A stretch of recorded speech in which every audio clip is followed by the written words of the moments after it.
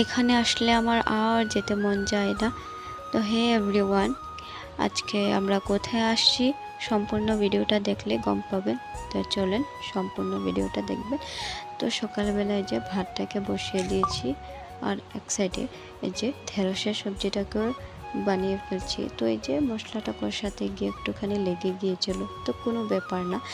তো তার আগে আমি এই যে ডাল আর শাক ভাজিটাকেও করে নিয়েছিলাম।